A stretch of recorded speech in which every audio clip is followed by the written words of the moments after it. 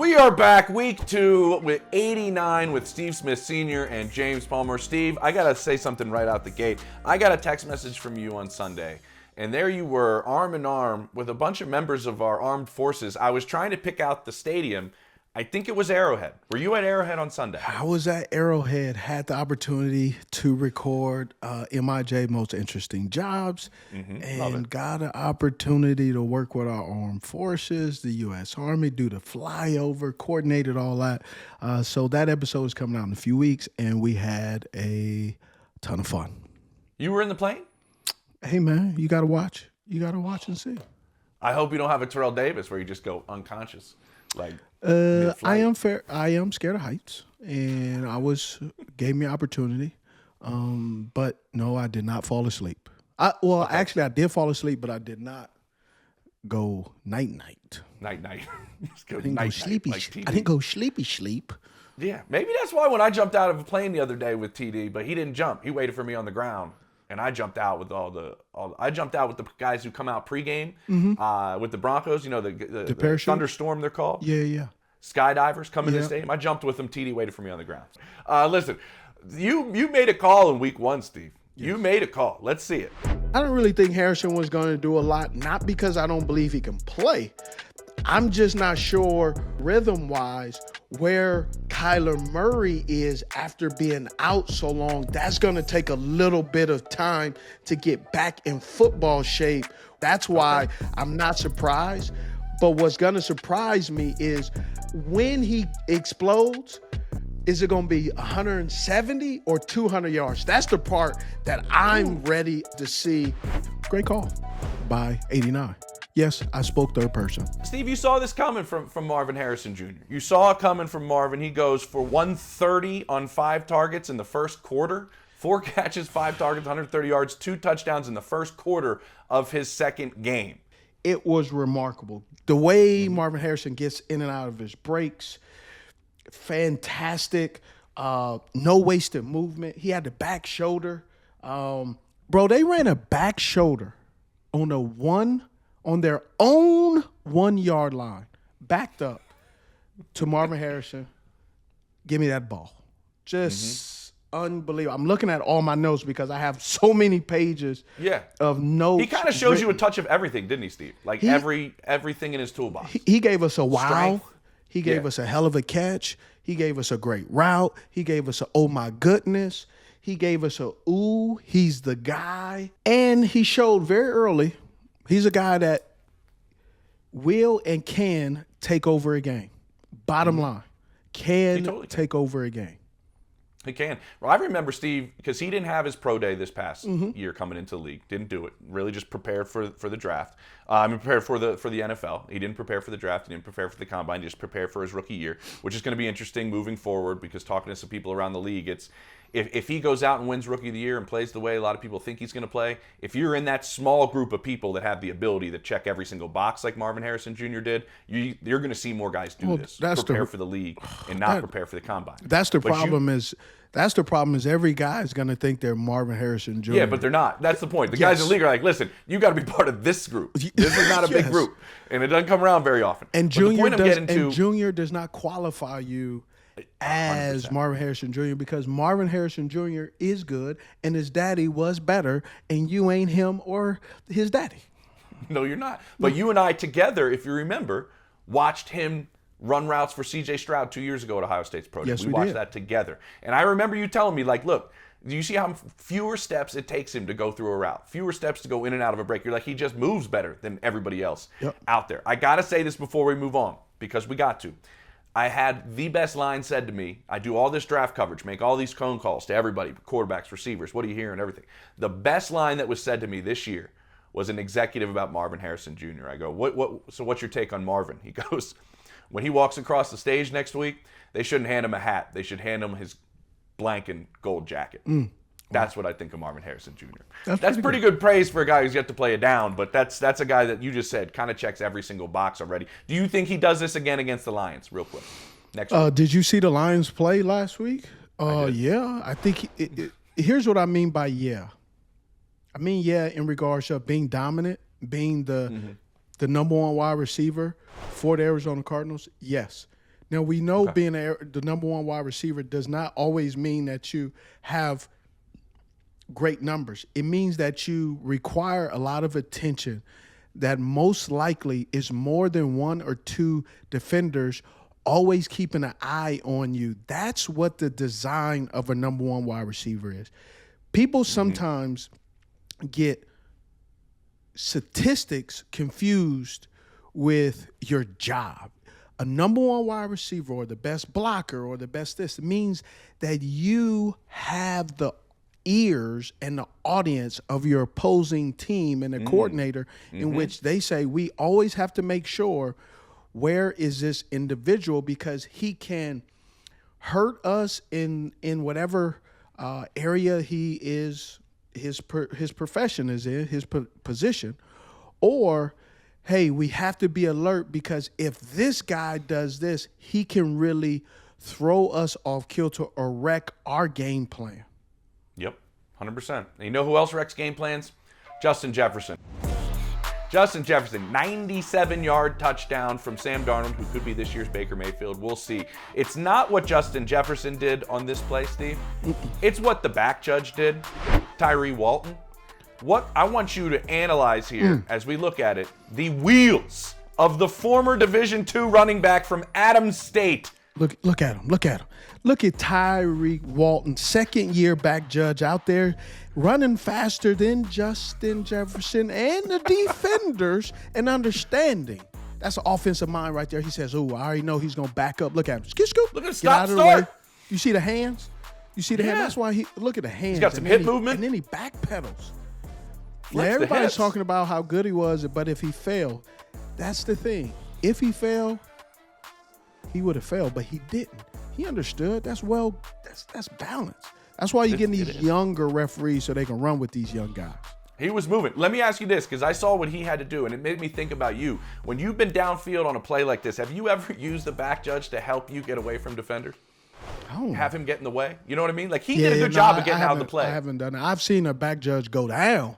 But I've never used a back judge to my advantage. I've seen one go down. I've seen one, you can see him tumbling. I'm like, But you just keep going. It's like when you see that person on the side of the road, you feel bad for him, but you really ain't going to stop. That's what? But don't act like you haven't seen people on the side of the road. Hey, it's 2020, man. It's crazy folks out here. That's true. Here's the deal, people. All season long, you can win up to 1,000 times your cash. Only on Underdog. Pick higher or lower on your favorite player, and you can join the millions of fans winning millions this season. Sign up today using promo code UD89, and you'll get a free pick as part of your first cash entry, plus $1,000 in bonus cash. Again, promo code UD89 to cash in on every touchdown this season, only on Underdog. Third of our quick slants here, Ja'Marr Chase. This is the rivalry that everybody loves in the NFL right now. It's the Cincinnati Bengals. It's the Kansas City Chiefs. Joe Burrow was 1-3 against Patrick Mahomes coming into this game. He's the guy that can beat him, and he's now 3-2 against Patrick Mahomes because the Kansas City Chiefs pulled this one out late. But on a drive that ended in a field goal, it took a major step back when Ja'Marr Chase catches a football. He is tackled by Trent McDuffie. What it looks like is he's looking for the hip drop tackle, to my opinion. He was upset about that, wanted a flag, kept going like this to the ref, goes after, the referee in a sense. And Joe Burrow sees this, sees what's transpiring, tries to hold him back, holds him back. He keeps at the referee, and then the unsportsmanlike flag is called. It went from, I believe it was going to be 3rd and short, like 3rd and 6 maybe, and it ends up being 3rd and 22. And they end up having to kick a long field goal. A drive and a touchdown there, Steve, would have changed things. I want to know, from your opinion, is Ja'Marr out of line? Can you not hurt your team? Just what's your take? You played with a lot of emotion. Run us through this. Well, as the pot calling the kettle black, man, I can understand in the heat of the moment. Also, too, there's a little bit of frustration how the game was going on. It was a pretty physical game, big game. Things weren't going the way everyone would have liked.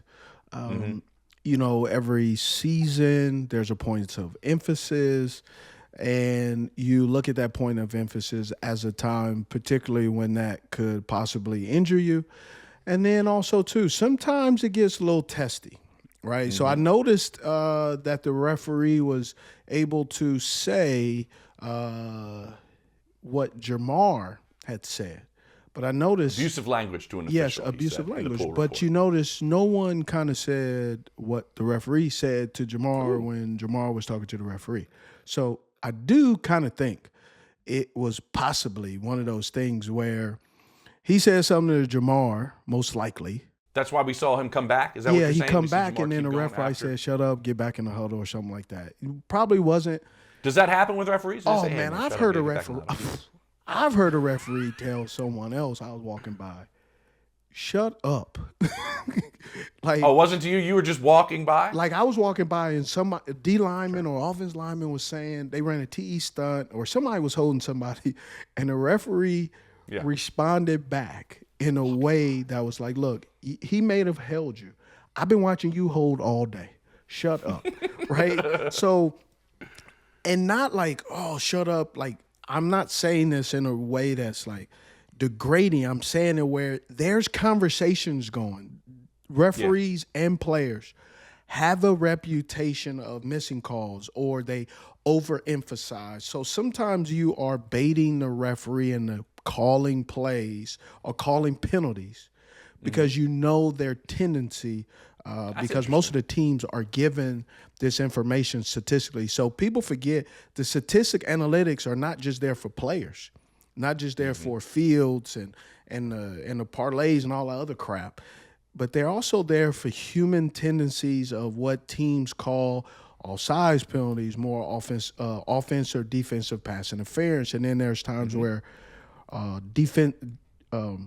defensive players are more susceptible of grabbing on certain routes. So there's a lot of information and intel that goes into things, and so that's what happens. Okay, I dig that. Real quick before we move on, Jamar Chase did not get his contract. If you are tackled without the guarantees that he's looking for in the future with a hip drop tackle and the fear of injury, do you think that plays a part in his mind at all right now? I'm not playing with the guaranteed money that I was looking for, and this is the type of tackle that can hurt me long term. I don't think I don't think he's running around and he gets tackled and goes, "Oh man, without my guaranteed contract, I'm gonna be upset." No, I don't believe that he's running his route and doing that. Some people may say that. I doubt if someone's thinking that when they're running their route. Now, got it. If you sit there and get injured, you're sitting in the hospital now. Yeah, now you're thinking about a lot of things that go through your mind. Right? Now you're thinking about a lot. All right, Steve, we are now entering dig routes. Here we go. This is a little bit more deeper than we did on the quick slants. We're going to start with Nico Collins, the leader in the NFL in receiving yards right now, leader in yards per game, which is pretty easy to lead in both when there's only been 2 games. But yes, he's leading in yards per game at 126. He's got 252 yards on the season already. DJ Stroud has come out and said there are no flaws in his game. He can run every route in the route tree. He's got size. He's got speed. CJ even mentioned his ability to block, his physicality when he uses it. He doesn't, and I think this is interesting when I talk to people in Houston, he doesn't lean on his physicality all the time. He uses it when he sees it's necessary. What's your take on Nico Collins as a wide receiver? This is one of those kind of blossoming type of guys over the last couple of years. It's fun to see guys grow and mature into their role. Well, one of the things that's very interesting that you're talking about is grow. The Houston Texans did a really good job of allowing him to grow, allowing the ups and downs of a career not to dictate who that person will be after they try to start and figure things out with a roller coaster of coaches at the same time. You look at what Nico Collins is today, but if you look at where he has been and what he's been through that whole deal, those numbers don't say that. The numbers don't say, hey, by the way, his coach got fired and the other coach got fired and the starting quarterback wasn't playing. It was a lot of different things that were going on. But what I love about Nico Collins that in my notes that I love is when I was watching him play, 215, 6'2", 6'3", 6'4", 6 whatever, his ability to play big or small, and what do I mean by big or small? On the touchdown catch, he was hitting the face mask. Usually big guys get hit in the face mask and they kind of get all thrown out off kilter. My man just fixed his face mask and still kept going. But then he can run across the middle if the ball is slightly thrown behind him. That huge wingspan, that catch radius, that's where the big boy comes in. But then he gets hit in the face mask, skinnies up and gets going like a little guy. 8 targets in week 1, 6 receptions, 117 yards. Week 2, 10 targets, 8 receptions, 135, 6 first downs. Average yards right now per catch is 18 yards. But here's the thing that is crazy. Average depth of target so far, 11 and a half, almost 12 yards per average depth of target. But the quarterback rating when thrown to Nico Collins in week 1, 116. Whew. Week 2, I got to say it like this too, with some little twang on. 152. 152 man passer rating when targeted Nico Collins. Bro, that's crazy. And that's that trust though. Right? But there's a lot of trust between those two. But think about this. Tank Dell hasn't even got cooking yet. Stephon Diggs hasn't got cooking. And Dalton Schultz hasn't got cooking. They got guys that hasn't even played. And Robert Woods, the vet, he's returning punts. Yeah. They are so loaded at wide receiver. It's crazy. It is. And by the way, I just looked it up. 6'4", 222 is what he's listed at, which is everybody's bigger big than me. dude. So I mean,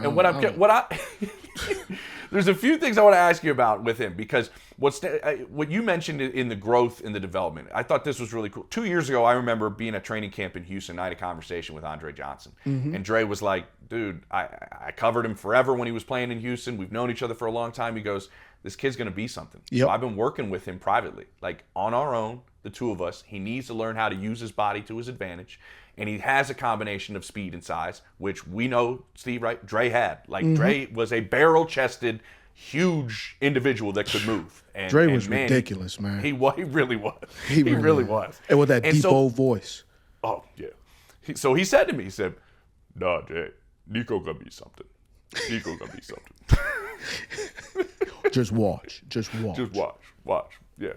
But with his size, Steve, his ability on the sideline, can you kind of break that down from a receiver's perspective? Because we've seen it now 2 consecutive weeks, and we saw it all last year too, but CJ's not scared to go to him when he's completely covered and throw the ball essentially out of bounds, and Nico makes the play with the way he's able to play on the sideline. Well, understanding his catch radius, but then also understanding Nico Collins, his ability to get skinny, to be able to utilize and box out the defender. But also, too, that comes with your quarterback knowing that my receiver will protect the throw. Meaning, if I throw it in a place that only he can catch it, obviously he will catch it. But it's also telling that Nico will at least bat the ball down or attempt to catch it to where it's only in his vicinity and no one else. And that's one of the things that people don't really understand with receivers and quarterbacks. Quarterbacks throw the football. And Tom Brady said it the best. When he was talking about the truth bomb he let out, when he said, I don't know if going back to that player right now is the best thing because I don't trust him. Trust is given and earned, but it can be taken away as well. And listen, you're a receiver. You're going to want the quarterback to trust you and keep coming back to you over and over again. Is Nico Collins the number 1 wide receiver in Houston, Steve? Is he the number 1 right now? He's the number 1 wide receiver.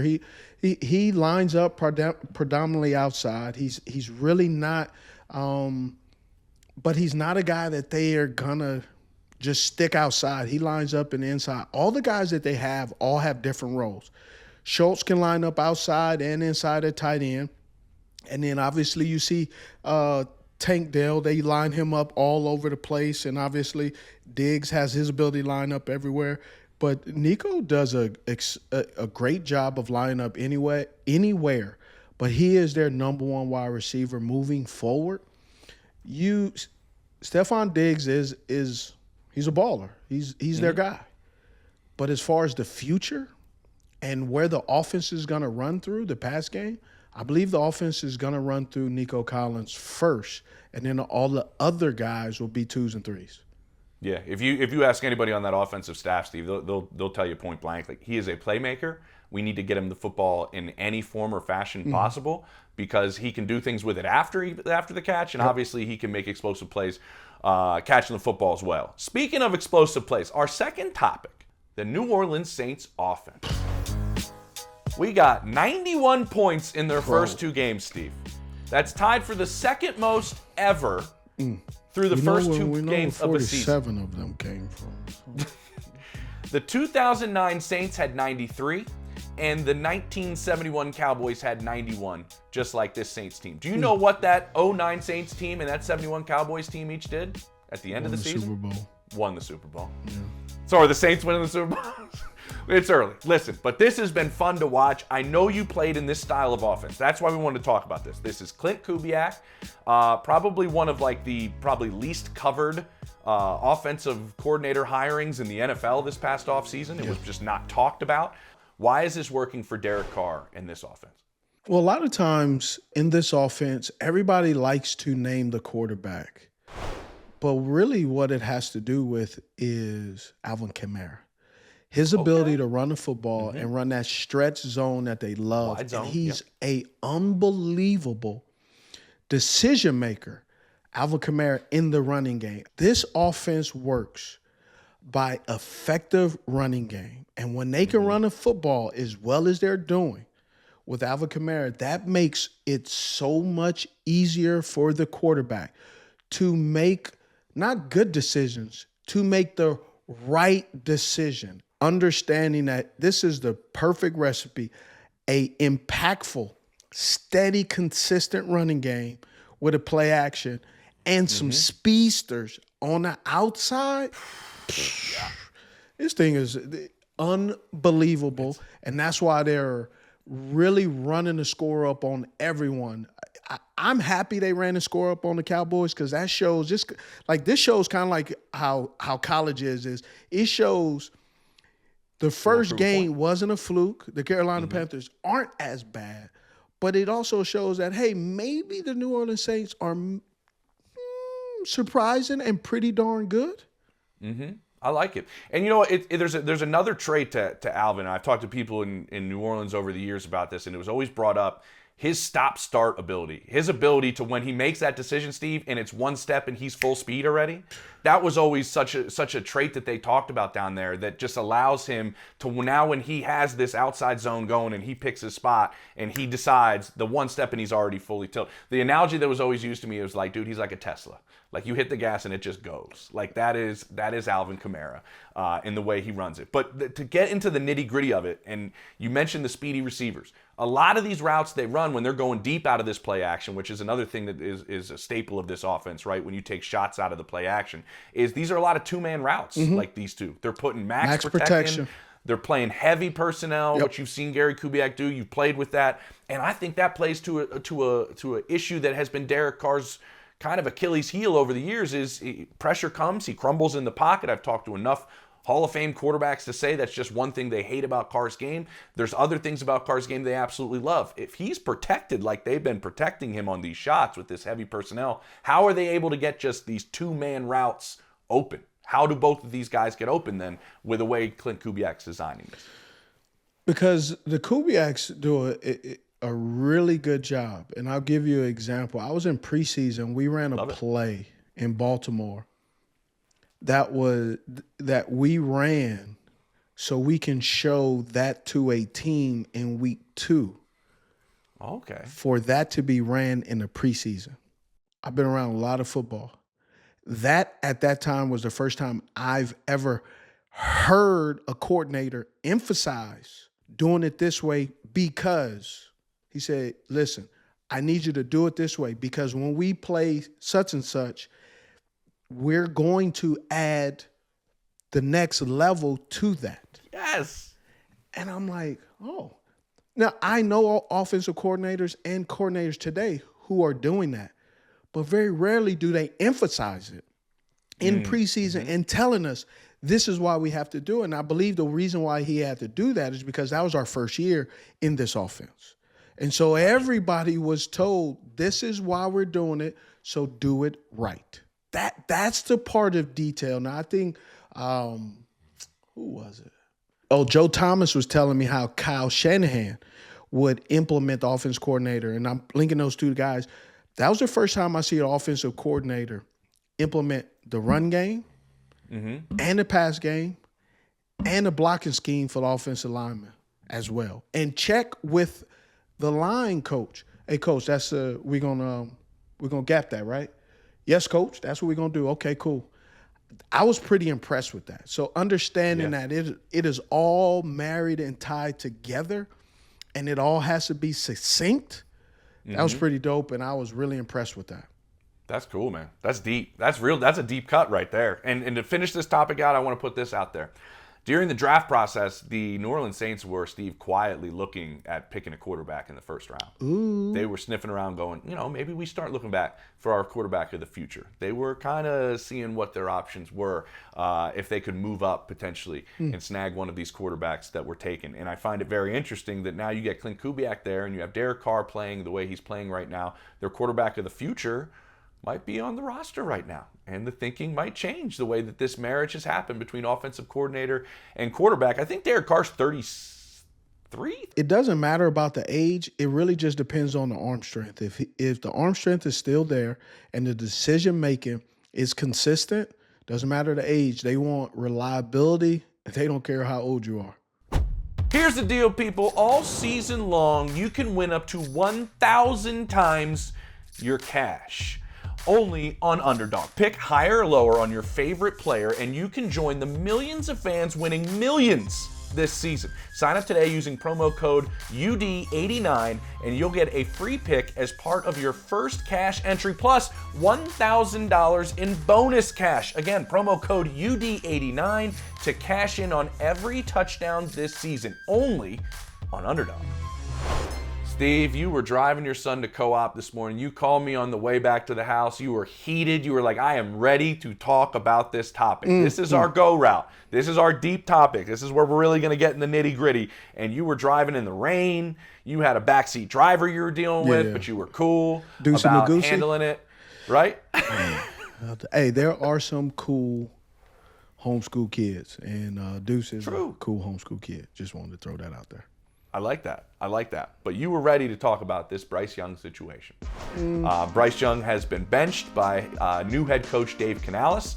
They've been outscored 50-3 in the first half this season. They've lost their 2 games by a combined 60 points. And after the game, Canales said Bryce Young is our quarterback. These are valuable reps. Yep. These are valuable games to his development. This is all extremely important. Yep. Canales ends up watching the film, ends up making the decision that it is time to switch to 36-year-old Andy Dalton and make a change at quarterback. Now, this was Dave Canales' decision, to my understanding. He did consult with Dan Morgan, the general manager, I think Brant Tillis, also the executive, I think vice president of football operations. You would think any major decision in the Panthers organization, you're there in Charlotte, Steve, David Tepper is a part of those decisions. Like most owners. Most owners are a part of decisions. Most owners are. Especially if you're writing a check, you at least get a heads up, right? 100%. Yeah. There is no timetable, to my understanding, right now. This doesn't have the appearance, Steve, does it, of just being a one-game thing. This does not look like it's that. I would think this might be a minute. But your initial take right now, as we dig into this, of Bryce Young, the number 1 overall pick from a year ago, getting benched 2 games into his second season. I don't think this is a bad thing. I do not believe, like everyone else, jumping to these conclusions that Bryce is done and the Carolina Panthers are moving on. What I really believe is this is an opportunity to salvage and save a young man's career who obviously has been rattled. And I'm saying this by watching the television. Would you agree with me, James? Watching the television yesterday or watching the replays, does he look like a young man that's having the time of his life right now? Is he going, man, this is Sergio fantastic. Dip on us here? Is this a Sergio Dip deep cut? Vance Joseph's having the time of his life? Yeah, I remember that from the television. Listen, like, body language is easy to read, right, Steve? Yes. The body language is very, very telling. Easy Yes. to read. Mm-hmm. And I think it's a little bit overwhelming. And it's not overwhelming because he can't play. I think he can play. Okay. I also believe that maybe we need to stop giving a lot of the quarterbacks, particularly that are drafted, the keys to the kingdom. The keys as a king when they're some of these dudes that have been drafted, and this is not Bryce Young, have been court jesters.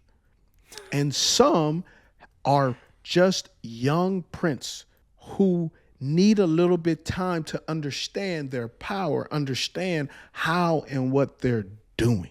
Some of these guys that are drafted legally cannot even rent a car in some states because some of these players that are drafted can't even drink.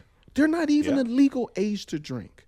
So why all of a sudden do you think that a kid that's under 23 years old, 25, is able to lead grown men and it not have some hiccups and take a few steps backwards because they're young and still learning the professional game? This is the conundrum that the NFL has been stuck in for some time, right? You want to win while the quarterback is on a rookie contract, so you can put that money elsewhere. So you what? You want them to play right away. You want to start using those years in terms of dollars to give you that rookie contract advantage. One school of thought. The other school of thought, and we talked about him at length in this show, Gary Kubiak will die saying, you got to sit your quarterback. I don't care where you pick him. You sit him. You let him learn the NFL. You let him grow. And there are other guys in the league. Gary obviously is not alone in that. Matt LaFleur is a big believer in that. You saw what's happened with Jordan Love. They don't even know what Jordan Love would be right now if you asked that question. Man, if he would have played right away. I asked Jordan Love that question. What did he say? I actually asked him this training camp. I asked him, what did he believe? Where would he be if he started his rookie year? And I just want to ask him, man. He said, I know for a fact I wouldn't be where I am right now if I played my rookie year. Ooh. Because it's impossible.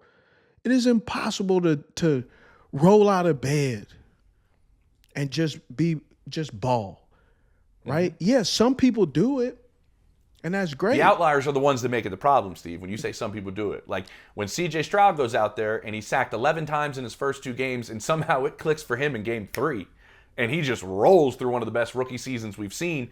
How difficult does that make this situation in Charlotte right now when that's the guy picked one behind the guy? And I think it makes it. I'm just saying the outliers always make every team think I can do. Every guy should do this now, bro. The outliers that's why they're an outlier. The outliers are what us couch general managers, couch wide receiver coaches, quarterback coaches, general managers, couch wide receiver coach. Owners, couch owners believe that is the way it's supposed to go. Here's one thing me and you talked about. We talked about this before. You know what I'm always amazed at, especially with a rookie, with a young quarterback? You'll talk to a team. First of all, you never hear a team go, hey, man, this kid we drafted, he stinks. They never say that. They never say, oh, he's not very good. Is it like every college coach says they got every recruit they wanted? Oh man, we got every recruit. we got a whole class. Oh, we done got some transfers, and then that transfer ain't on the depth chart. But anyway, Bro, you were the head coach at New Mexico State. You did not get everybody you wanted. You got some kids you didn't even know their name. But anyway, right? I needed warm bodies. Yes, but then you get them in there. And they go, man, he was dominant in training camp. He was good. You know what? I told a coach this one time. I said, you know what? He should be dominant. The corners you have, everyone else has been dominant on them too. So why would he not be? And I'm not talking about for Carolina. I'm just saying overall, if you are not good defensively, well, your perspective is skewed. It's like Ricky catches every pass in the backyard against the dog. First of all, dog don't talk. Dog don't got a game plan, and the dog don't know ball. Dog is playing fetch. The dog don't know ball. Right? Then you go out there and you get little Johnny, you take him out of the fantasy backyard and you put him in the neighborhood park on the other side of the tracks. And little Johnny, slow as molasses, can't get off the jam, and you find out he overweight and he should be playing tackle.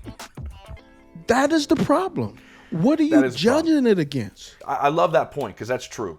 And then the other part of it, and you and I talked about this before we did this show, there's we'll keep Bryce Young in mind with this to try to stay slightly on topic too, but this is with all these young quarterbacks. You play to their strengths. It's just simple coaching. You're going to play to what they know.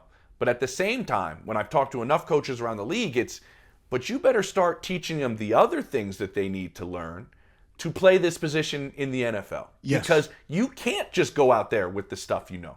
Defenses will eat you alive. I was just in the Steelers locker room going against a rookie in Bo Nix in his second NFL start, and I'm talking to the Steelers corners, and they're sitting there laughing in the corner going, we knew the playbook was this big. We know they weren't going to take any shots, and we know what he likes to do. They're going to make it easy on him to go here, and that's all we had to worry about.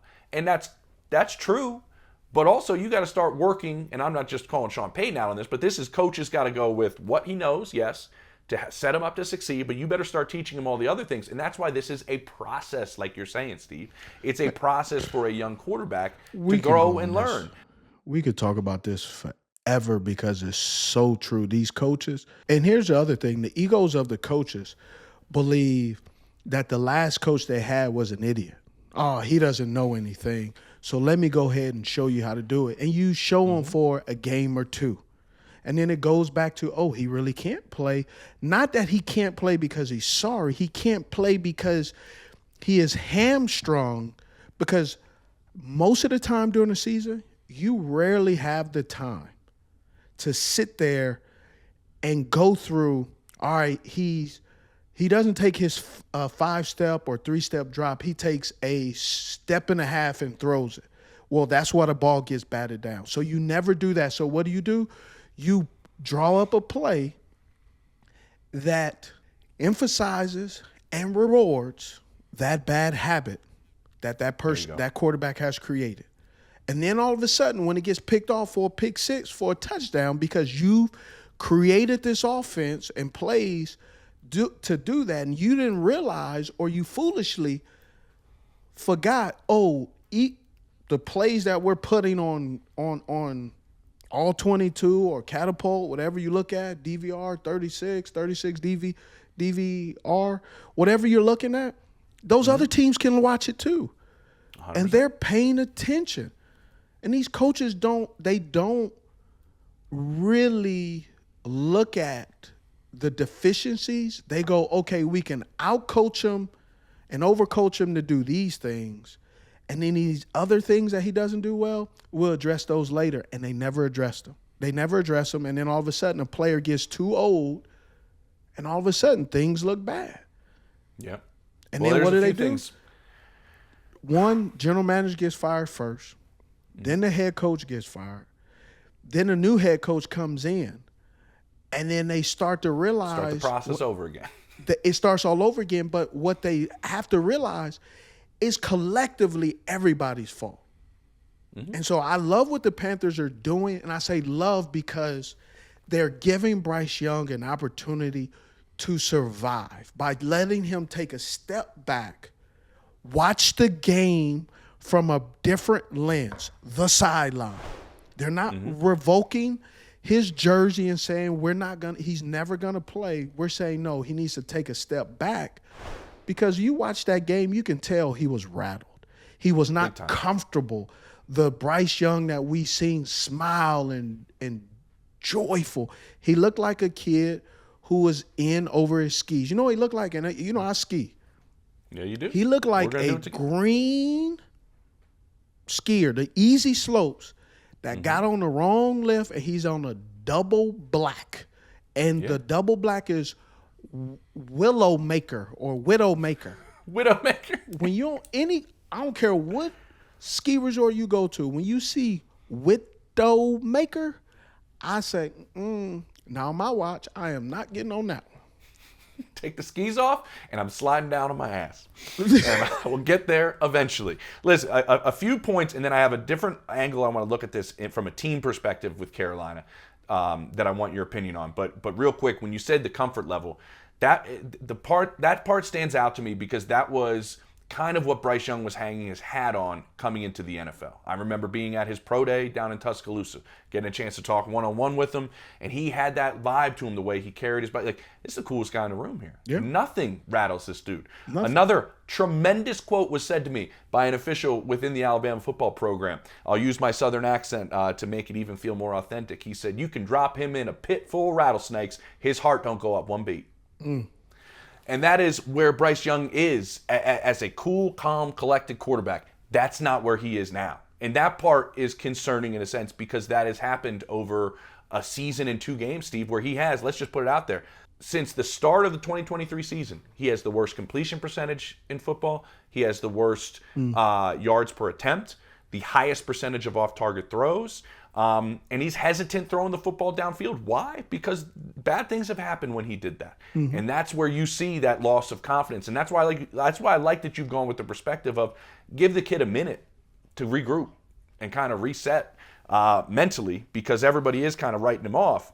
What I want your opinion on is the rest of the 52 other players on the team. Because what Dave Canales has been brought in to do is to do 2 things. One, he was tremendous for Geno Smith. Right, in Seattle. He did wonders with Geno. Then he goes to Tampa Bay, and he is really, in a lot of people's mind, one of the reasons Baker Mayfield has turned this corner and is playing the way he's playing.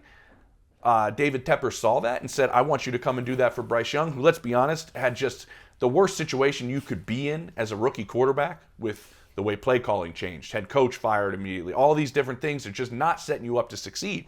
So Dave Canales is supposed to come in there, Steve, and fix Bryce Young. That's one of his top jobs. His other job is to change the culture in Carolina and bring that positive Pete Carroll mold that he has to this organization. If you stick with Bryce Young way longer than the rest of the guys in that locker room think you should be, you're in danger of losing the rest of the room. Because from a player's perspective, Steve, players know, right? I just want to know, players in the locker room know when you should make a change. Players know. Okay. But also players know that coaches are going to do what coaches do, and sometimes they don't always make decisions based on if the players agree or disagree. But at the end of the day, it's a job. And so you can't, as you have supervisors, then you have people below them. And I think the players are below supervisors, right? And so you can voice your opinion, but at the end of the day, if the supervisor are only checking the comment boxes, suggestions once a month, and it's not that time, then it doesn't matter what you do because we all have jobs that we have to do. I can't complain about the left tackle or the quarterback if I'm not even winning on my route, right? So what they say is take care of your job before you start pointing the fingers at other people. Understandable, but right? don't players talk in the locker room going, if we change, they're in the corner, if we change quarterbacks, we have a better chance of winning.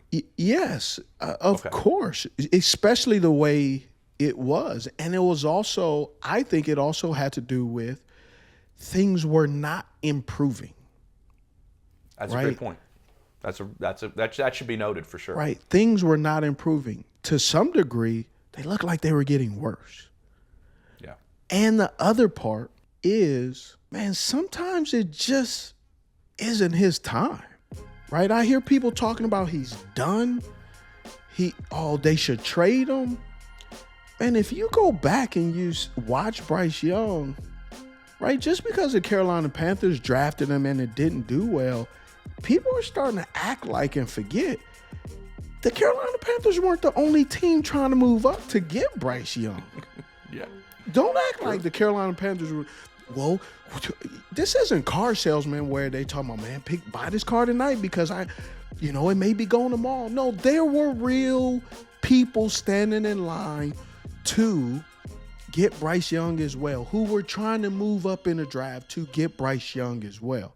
Let's remember the team that was sitting number 2, Steve, the Houston Texans, all that fan base was going, man, we're not getting Bryce Young. We shouldn't have won that last game of the season. We would have had number 1 pick, and now we got to settle for C.J. Stroud. Yes. That was the narrative in Houston. But it has to do with having the right people in place. I'll make one small analogy real quick, and I'm not saying that this guy has turned around to be a world beater, but if you ask people in the Denver Broncos organization, they'll tell you there's a different Zach Wilson hanging out in their quarterback room than the one we saw with the Jets. That's good. He might get an opportunity, huh?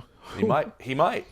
And so he's gone to what they're essentially calling quarterback rehab after everything he was thrown into with multiple OCs in the New York, market with a kid coming from BYU. Like, it did not go well for him, and he has been written off.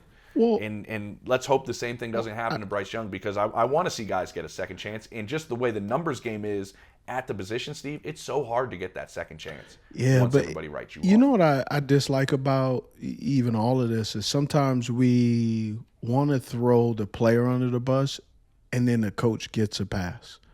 The player never gets an opportunity to play again, but that coach gets another opportunity to be a coordinator or a head coach. And we never really kind of bring that up. We never say, hey, did you forget why that coach got fired? Well, that's where we haven't gotten the information on this. Like I mentioned, Dave Canales was brought in to fix Bryce Young. If after 2 games he's saying we need to make a switch, he has not said anything on how long this is, if Bryce will return to be the quarterback. Is he saying, because he hasn't elaborated on this really in his press conferences, is he saying that he doesn't think he can coach Bryce Young? Does he not think he's fixable? Because that was your job to come in. If you've ever been around Coach Canales, Coach Canales can coach up a couch. He's just that positive. I love being around Dave. Honestly, I do. He has a great outlook on life. And I think he's looking at it and going, he said, hey, he's our guy. I love he said he's our guy, because he's saying, hey, this is our guy. And then he sat on it, watched the film, and said, this is our guy. And this is our guy so much, we need to maybe take a step back and not damage him or make him worse or put him in a situation where he's unrecoverable, because that can happen, right? I look at Zach Wilson, and I watched his game I watched Utah play BYU. Zach never really seemed like that guy to me that the Jets coveted. And all of a sudden he gets there and he still doesn't look like the guy. Yeah. And then they get Aaron Rodgers, and what do they tell Zach? He's not the guy. Aaron Rodgers tears his Achilles. Oh, hey, your guy, you know what happened was, Zach, you are a guy. So I'm saying is we don't give these young men an opportunity to develop. We expect them to know exactly what to do, know how to handle themselves, and it's unfair. And I believe that we're going to continue to keep running into these issues if you don't develop these young men. Steve, man, I love getting your insight on the team right in your own backyard, and I don't want to give up on these players. Yeah. I don't want to give up on these young guys. I think this league is it's so tough as it is, and when you're written off extremely quickly, adjusting to just a completely different world than college football. It's tough. We'll see what happens with Bryce Young. Appreciate the insight, Steve. You gonna be anywhere this weekend before I say goodbye? You going anywhere? No, I'm not. No game? I'm actually it's college weekend. Anything? It's college weekend this weekend. Okay. So I'll be up in Liberty. Oh, nice. Enjoy it. Spend some family time. Wonderful. 89, Steve Smith Sr., James Palmer. Take it easy.